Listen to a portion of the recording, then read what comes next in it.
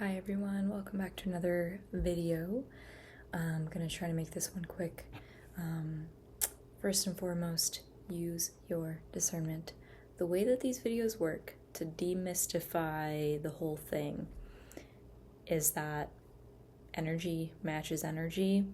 The fabric of reality is woven by vibratory threads that match and harmonize and sync and whatnot. Like attracts like, So I channel or I express different energetic themes or patterns, and it's what I call channeling. They come from my perception, my observation. I consider myself a medium, a channeler, and where I get that skill from is my entire life. I have basically practiced hypersensitivity, hyper-awareness. It's the gift that has come out of having to be hypervigilant, and a lot of super sensitive people who have experienced trauma and use that to alchemize, their suffering into power, also experience psychic gifts and very astute pattern recognition abilities. And that's my passion. It just feels natural. And so that's kind of my scientific explanation of what, channeling is. And I'm actually going to plug in my laptop and pause this because my battery's going to drain if I keep going. Okay, so we're plugged in.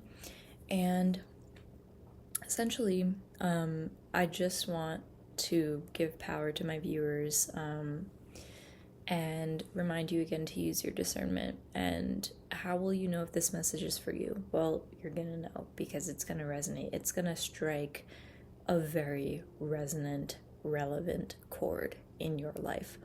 If this video found you, there is a possibility that the messages in here are going to reflect some really deep-rooted, relevant current threads that you're experiencing in your life. And I'm here to put words to certain patterns and be a mirror, be a reflection. And if they resonate, then have fun. Just have fun experiencing the connection. That's literally all I'm here for. That's why I like to do this. All right, so the message here is for a lot of people.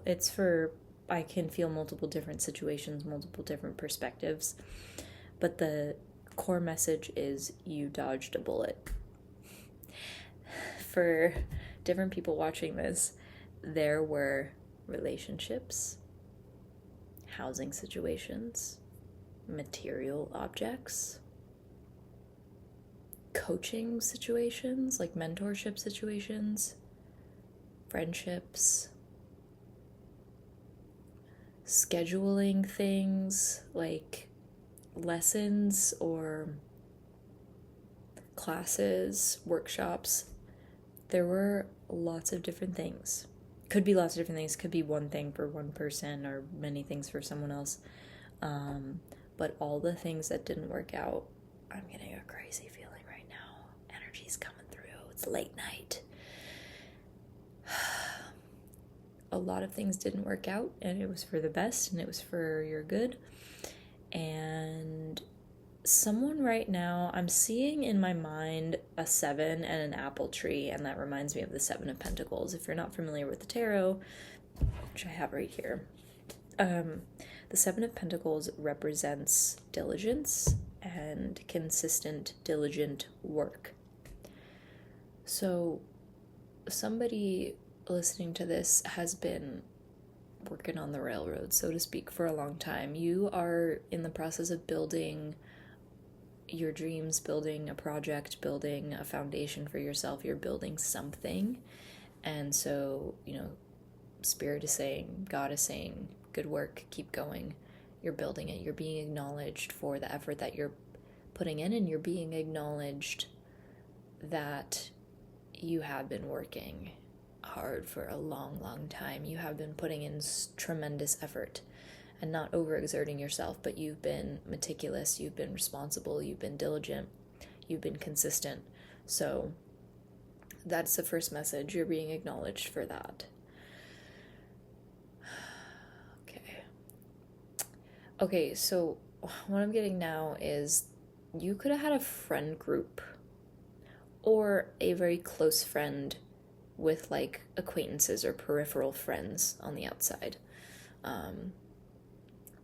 But I'm talking to someone who had between 1 and 3 like primary friends. Like you had a tight knit friend group, and there was like 1 or 2 main people, maybe 3 main people. You were one of the main people.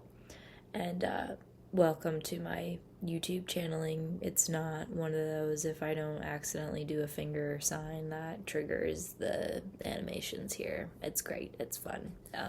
Can you tell that I have a Capricorn stellium with my dryness here? Oh my goodness.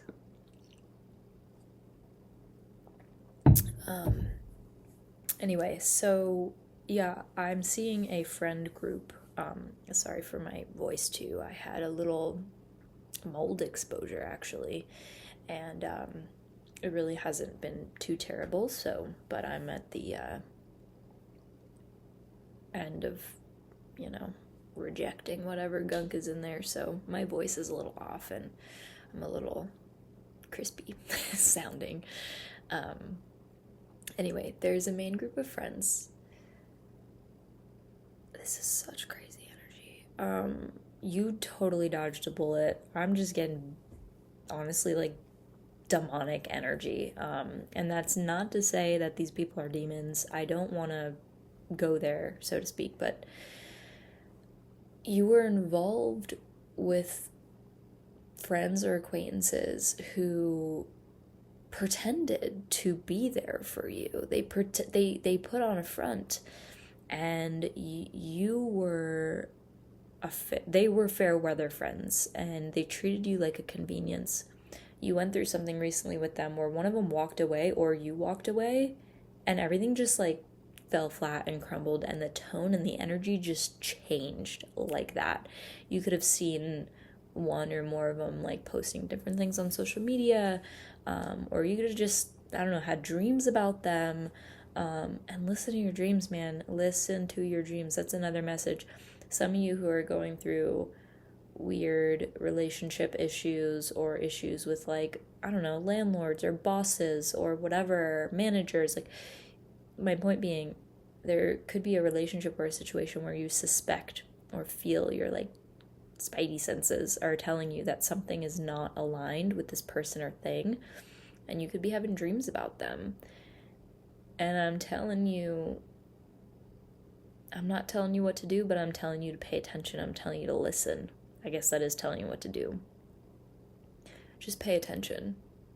And I want you to just pause for a second and recognize, if you haven't already, this is for the people who are learning to trust their intuition. For those who already, trust it, you're solid, good. You already know what I'm about to tell you. But for those who are learning to trust themselves and, hoping, oh, maybe I'm going to tell you something that, I don't know. Anyway, start to track the patterns and the coincidences between what you sense, what you dream, what you feel, what you experience on a subtle level, and what happens. I feel like I just need to share this story for anyone who needs to like grasp an example. I learned to trust my dreams a lot over the past couple of years, really, because I've had a lot of precognitive dreams of places that I had never seen, and then I, saw years later that they existed, or I would travel through them years later without even intending, but I would just wind up in a landscape that was filled with dream motifs that I dreamt of, and it would resonate like to a T with my dream. And there are some dreams that I haven't seen yet in person, but I know that they're on the horizon. And so I had a dream that someone I was seeing once upon a time cheated on me in the dream, and I've never been cheated on before. But in the dream, I saw him with another woman, and they were like these creatures. Like, he was a creature. He was this like mangled, weird looking, non-human. It was just very distorted, disturbing energy, and I saw him with this other woman right in front of my face, and it just made me feel this sinking feeling, like, you dirty bastard. Like, I felt how dirty the energy was. And the next day, he actually told me that he was dishonest with me. He wasn't transparent with me about his previous sexual relationships and the timeline of them. So he was actually with somebody when he started to talk to me. And in hindsight, I have no idea why I kept talking to him then. But I did, and it didn't last very long anyway. But I should have just nipped it right there. You do not let people treat you like that. So that's one example of learning to, trust my dreams. And last night I had a dream that was coming up strong actually for this channel about, dodging a bullet. So some of you also might be going through a situation where you walked away from a relationship or a friendship or some dynamic, a coworker, a boss, a teacher, like whatever the relationship was for you, it's going to resonate how it's going to resonate, for who it's meant for in whatever capacity. But you could have been involved with someone in some capacity, and things ended, or things are ending, somewhere in that mix. And you kind of kept your dignity intact, and maybe you walked away silently, and you clocked the pattern, and you just laid it to rest, and with your dignity you walked away quietly. But this message could go a couple different ways. This is for someone who's maybe still doubting themselves, but they're arrogant.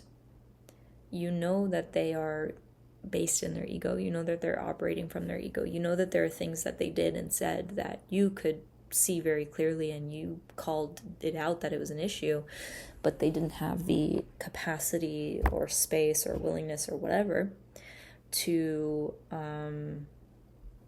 correct their behavior in order to do their part in maintaining a more harmonious relationship with you. But they didn't.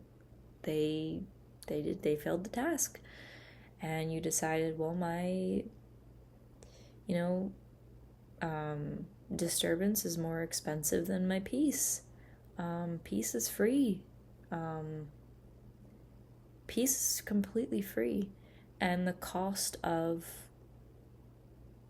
your dignity and your stress and all these other things are not worth your peace. So you're either realizing that now and walking away from a person or situation, or you already have, and you honored your values. You're not focused on what doesn't matter anymore. And in fact, through their shitty behavior, you realized what really matters. And so you were able to let go, because it just kind of slapped you in the face, and you're like, oh, wow, after all of the investment, after all of the time, after all of what I thought we had built and shared, you just flopped on your ass, and whatever they did, belittled you, turned their back on you, took away their loyalty, like whatever they did, you were just like, okay, yeah, no, you don't get to disregard me like that. You don't get to break my trust like that. And so you just left. And their energy now and again could come back and just kind of enter in the field. And if you have dreams of them, it could be their energy just kind of coming back and putting up a bit of a fight and being like, hey, like, they want to have the last word, kind of. But they can't, because you walking away and you keeping your dignity was the last word, because, you're not selling your peace anymore. So, if you're going through that, then just know that you dodged a bullet. Okay, so I'm just going to take a sip and then I'm going to pull some cards, see what wants to come out. Can you tell I love this periwinkle color? Okay, what wants to come out? A lot of you are entering a more inward, reflective, quiet space. It's like you're coming back home to yourself after a long time of maybe lots of noise or travel or moving around.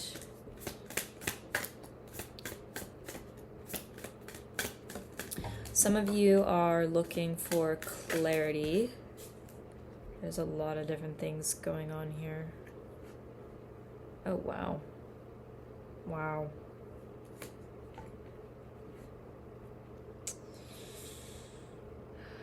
Some of you are just uncomfortable. You know what it is? There's 3 distinct energies here. What did I do? 5. There's 3 distinct energies here. I feel like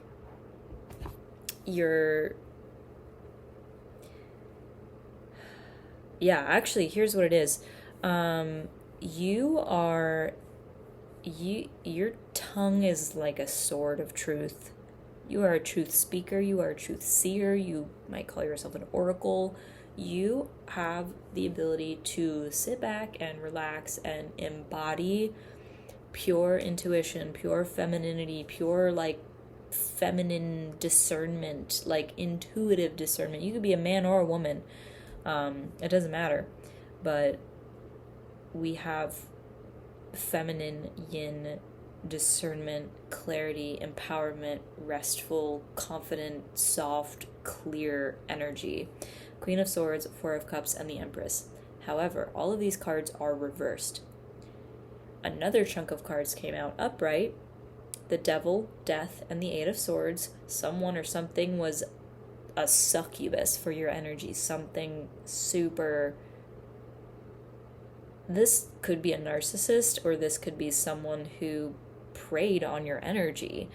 They saw your prowess, they saw your intuitive ability, they saw your strength, and you know what? No, this is not egotistical. This is not to puff up your ego. This is pattern recognition. This is a tool, a reflection, a mirror to help you identify and recognize what was going on, because for so long, for however long, so many people, family, friends, teachers, institutional workers, whatever, tried to subdue your power. They tried to squash you.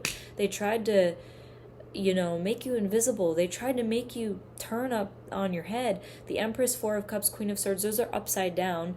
The Devil, Death, 8 of Swords, upright. And then there's a single card, the 5 of Cups, in the middle. So right now you're going through the process of emotionally purifying and cleansing and putting up a felt boundary. You could be immersing yourself in prayer. You could be doing spiritual cleansing baths. You could be doing physical detox, whatever.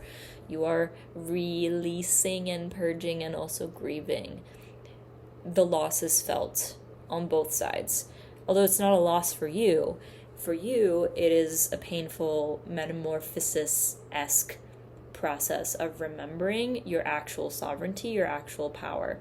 There are places in your life, in the way you show up on the world. I'm getting, some of you could be a singer, could be a musician, and this would be like, you're getting your voice back.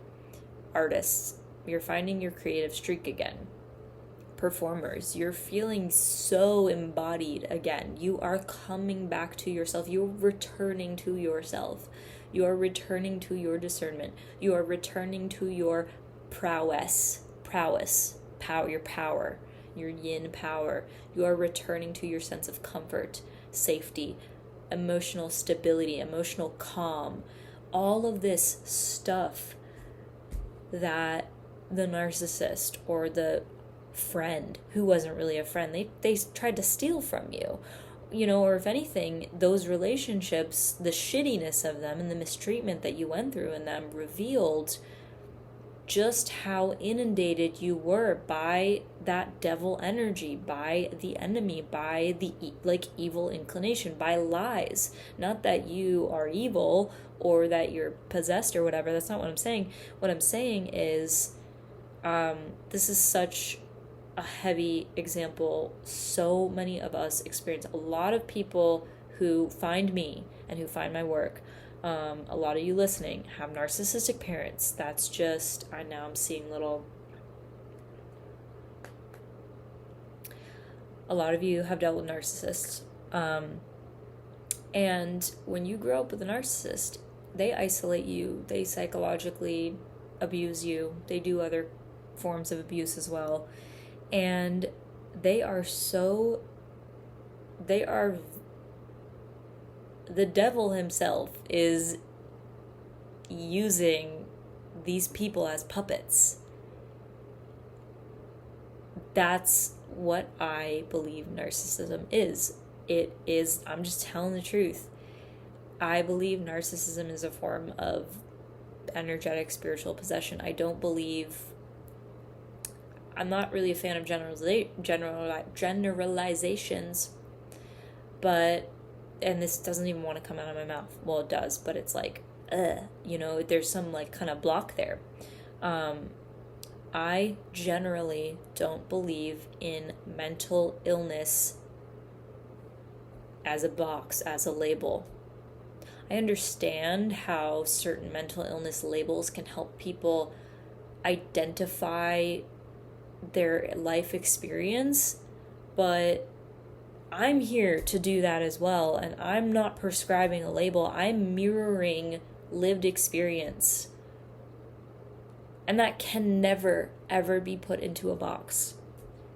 So that's why, personally, I reject mental health illness labels, because I don't believe in it, because I've lived through it, and none of it worked, none of it lasted, none of it got me anywhere, none of it got me closer to God, none of it got me closer to the truth, which, way too much of the time, people don't even acknowledge, the ancestral trauma, generational trauma that manifests in,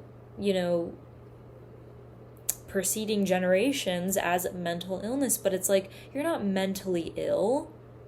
Do you know the world that you live in? Do you understand the difference, the disparity between the life that you live right now, phone screens, indoors all the time, not seeing the sun, not touching grass? When was the last time you sung a song with a group of people? When was the last time you danced joyfully with a group of people? When was the last time that you cried in somebody's arms? Those are things that define what it means to be human. When was the last time that you shared a meal? When was the last time that you fell asleep in a group of people? We used to be that way. We used to live that way. But now we live in a world full of control, full of, 9-to-5 jobs, full of, separating. Some people call me radical, if you will, but I don't believe in public school. The institution of public school is designed to create good little factory workers. So I'm going to be 28 in 2 months. And I went to public school in the early 2000s. I was like a little kid. And, I don't know how it's like now, but do you remember the concept of having to ask permission to pee? Do you remember that? Excuse me, can I, it's like the kids are trained to dismiss their bodily sovereignty. They're trained to squash the spirit dead out of them. And it's bullshit. And you grow up in that, and some psychiatrist wants to say that something's wrong with you? Bitch, no. You're a human being. You are a spirit in flesh. And you shouldn't be living the way that these people, these institutions are shackling you to or expecting you to be. And it's like, a lot of people are beginning to rise up and remember, their nature. And, there's so many, I don't know, memes on social media. Maybe it's just my algorithm, but I feel like it's becoming more mainstream, like, you ever heard or seen the meme where it's like this quote, I am not meant to work a 9-to-5. I'm just meant to eat fruit in the sun naked all day and dance around with my friends. Like, if you're anywhere remotely into kind of, free-spirited living or whatever. I just think just being human, then you've probably seen that circulating on your social media. And it's like, if you were raised by a narcissist, for example, or if you had friends or bosses or parents or family in your life that genuinely forgot who they were because of whatever institutional thoughts bred in them, then their fear of breaking out of the control that was put on them, because they're not the enemy. The enemy is not, this is not about fighting against flesh and blood. It's a matter of principality, morals, values, energy, spirits. It's spiritual. It's not physical.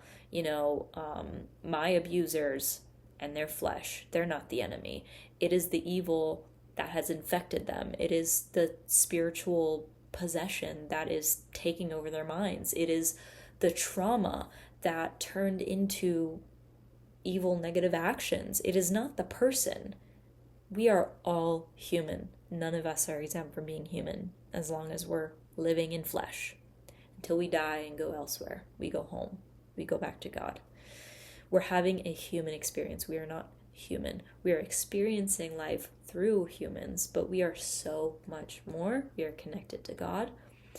And if you're skeptical but curious and open-minded, check out the YouTube channel. I think it's called Coming Home Channel, but a lot of people share their near-death experience stories on there, and it will really help, I think, open a lot of people's eyes up.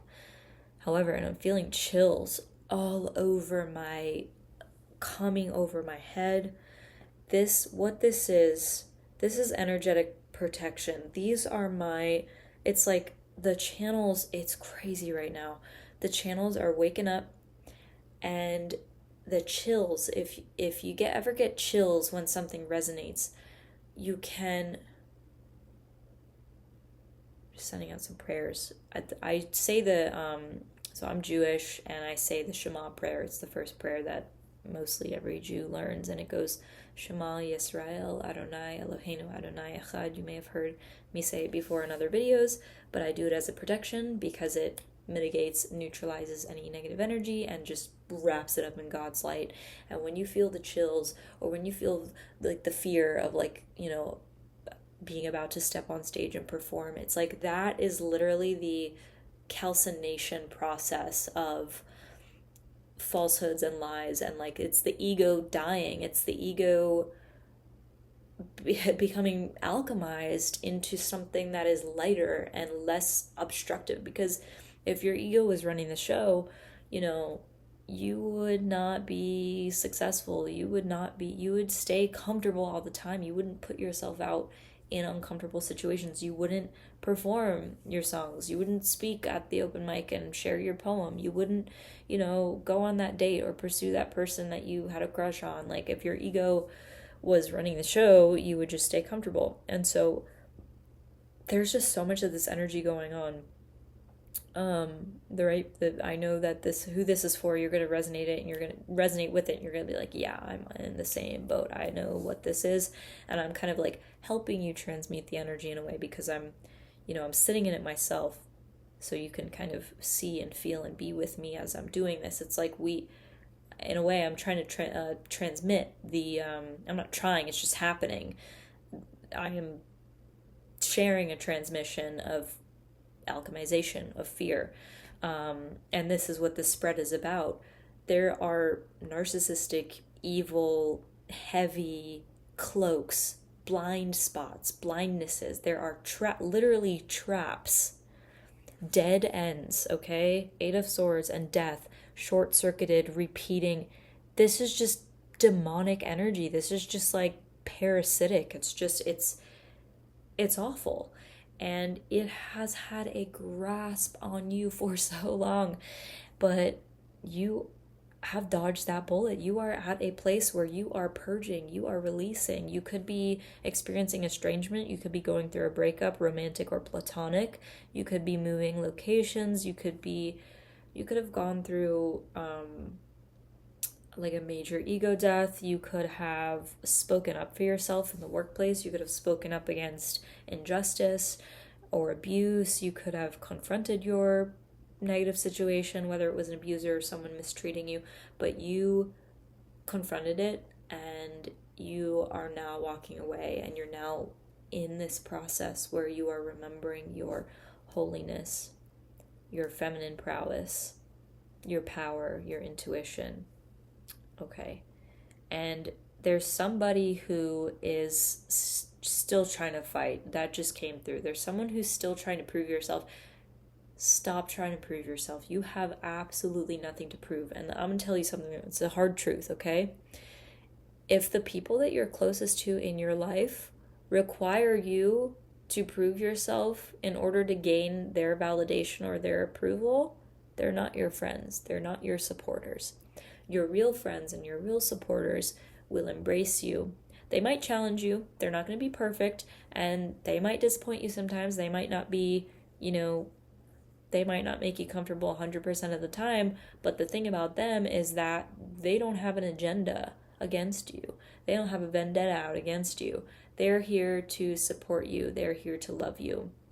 And I'm feeling just some crazy combat energy coming up against that. There's some of you don't believe that there are better relationships out there. That is a huge one. Some of you don't believe that there's a better friend or a better lover or better, chosen family for you. But I'm telling you, there is, and let this be your confirmation. You've wanted it, you've prayed for it, it exists, it is. However, when you acknowledge that, the energy is insane right now. I have so many chills. When you acknowledge that, I'm saying when you acknowledge that on an embodied level and you actually walk away from the person who is pulling on your energy, you are choosing yourself, and you are choosing God, and you're choosing alignment, you're choosing clarity, Queen of Swords. You are choosing a sense of emotional stability, peace, comfort, Four of Cups. You are choosing abundance. You are choosing worth, self-worth. Who are you? You are a child of God. You are created in the image of the divine. All of us were. Some of us forgot and continue to choose to forget. We forgot. We just forgot. Can't be saved. Can only save yourself.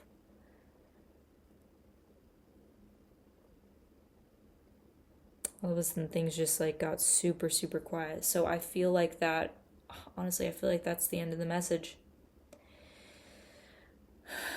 Okay, what else? What else is here? I guess that was everything.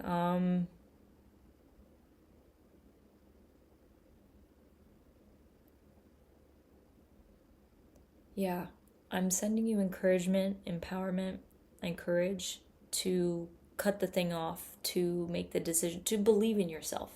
You gotta believe in yourself. You are not stuck. You are not trapped. You are not trapped. And this is not a dead end for you.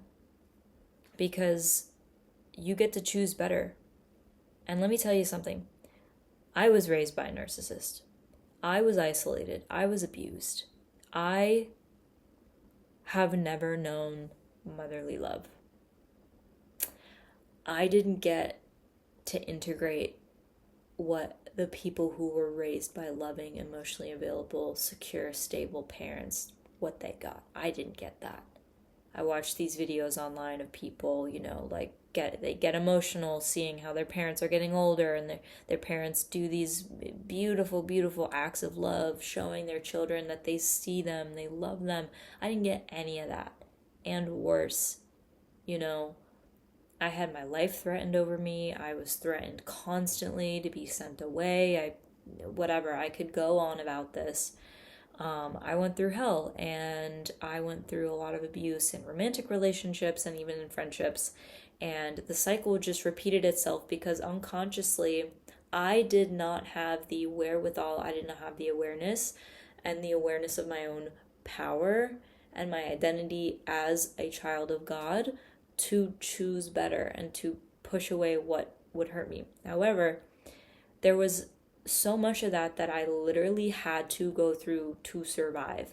If I didn't play small when I was a victim, when I was under my mom's roof, when I was a dependent child, if I didn't play small, I could have died. I could have died. That is a fact.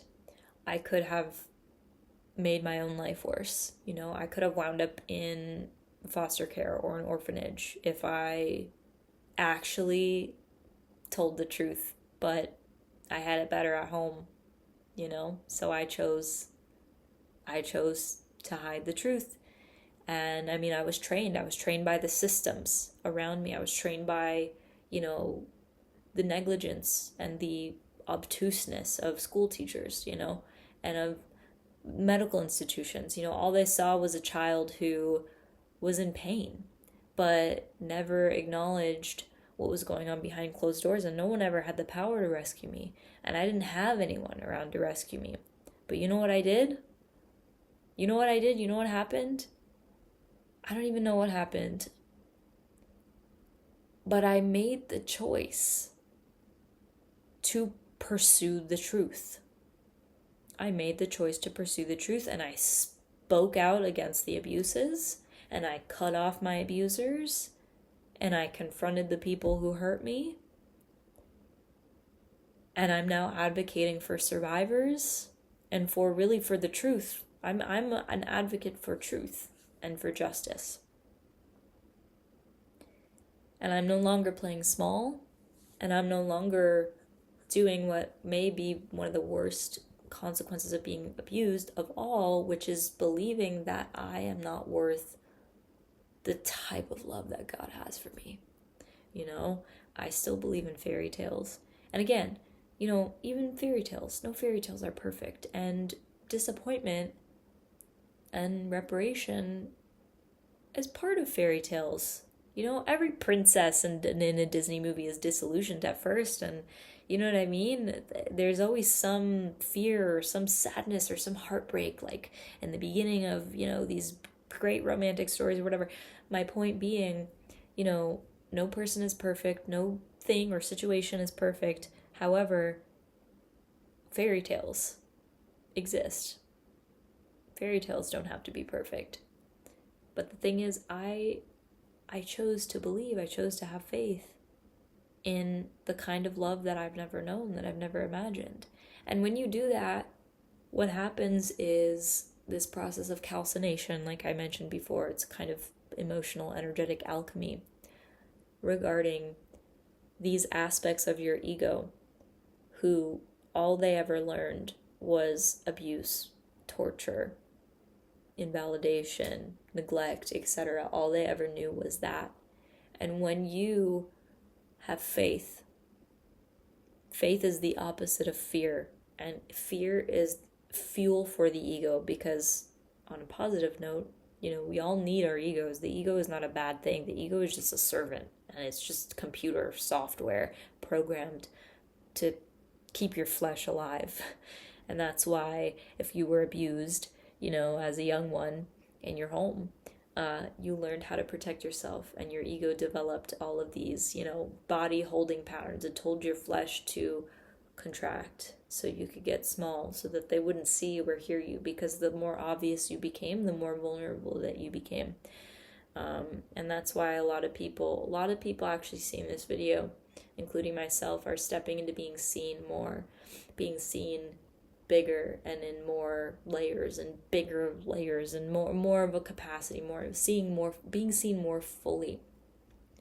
And when you step into who you are, into the limelight, into visibility, that directly challenges and sometimes mitigates, not without a fight, never without a fight, the parts of you that were trained to stay small. Because even me sitting in front of this camera, posting a video on YouTube and saying I was abused and my mom threatened to kill me when I was 16, that happened. And it was a real life violent situation. It was a violent situation. We were driving on the highway.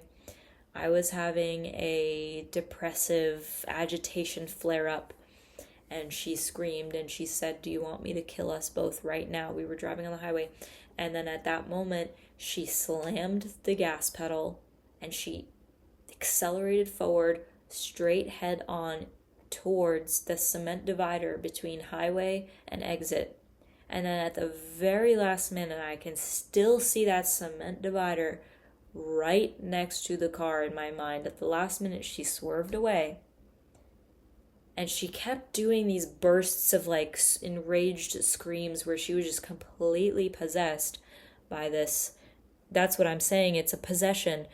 That is not something that a normal, calm human being does. That's something that someone does who is possessed by evil, possessed by trauma that was never healed, possessed by something that stayed in the body but never got exorcised, never got flushed away, never got grieved out. She went through her own shit. And I went through the shit she put me through, but I didn't keep it in my body.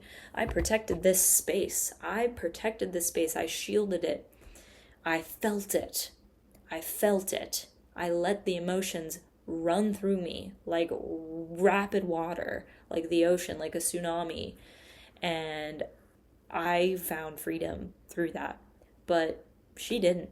She's locked up. The way she walks, it's stiff. But anyway, even telling the truth, which needs to be spoken, needs to be broken. It's a curse that needs to be broken. It's a reality that needs to be freed from behind closed doors, and other people need to hear my story so that they can know that it is not okay. If someone is doing that to you, that is not okay. That's not normal. And if you're afraid to speak about it, or if you feel like talking about it is going to cause even more trouble, on one hand, obviously keep yourself safe, because once upon a time, it wasn't safe for me to say that. Because again, if I had told, the CPS worker who came to my house one time when I was 16 years old that happened. In fact, I actually don't know if that happened before or after the CPS person came in, but that was just a one-off situation, and I grew up being abused like that. And if I had told the CPS person the life that I lived, I would have been sent to an orphanage, and I didn't fucking want that. I did not want that. I preferred to be in the comfort and familiarity of my home. I had material comforts. I had my art supplies. I was an artist. I would stay up all night and just draw. I had my nice set of speakers in my bedroom. I had my cat. I had friends. I had a life that was overshadowed by abuse, but I had that. And that for me was more supportive and more stabilizing than the idea of getting shipped off to an orphanage somewhere, or separated from my mom, or put into a system when I knew that it was all bullshit anyway. So I say all this to say, you are breaking the chains, and you need to have faith. If you are physically safe enough to make the moves that you couldn't make when you were being controlled, when you were threatened every single day, by your own bigness or by the consequences of being yourself, but now you're not, you owe it to your soul, you owe it to your spirit. And I'm encouraging you, if you're here and you're hearing this and you have the tools and you're like about to take the leap of faith, do it. Do it, do it, do it, do it, do it, do it, do it. Be encouraged and trust that you will get the support. Don't hold yourself back longer than you know is appropriate to do. And only you can sense that. If you feel this burning aliveness in your spirit, only you can know if it's your time to act, to leap. Only you. And only you can know if it's safe. And I'm not here to rush you or push you, even though I'm saying do it, do it, do it.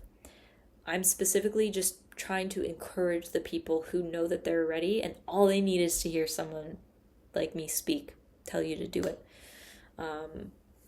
But then also, if you're not ready, that is so valid. That is so valid. I had a dream of performing on stage with my music once upon a time, but it took me probably like 3 or 4 years before I finally worked up the internal safety and structure to do it without collapsing. Because sometimes it's like you might have a dream and you might know that you're destined to do something, but it genuinely would create more trauma if you pushed yourself before you were ready. So I am not advocating for that whatsoever. But for the people who are ready to act and jump, then I'm cheering you on. Yay! Okay. All right, so that's everything I got. Thank you so much for watching this. I would love to hear, how this resonates. This was a huge, huge, big channel. I love you so much. I love you guys so much. And yeah, sending you all my love. And I'll see you next time.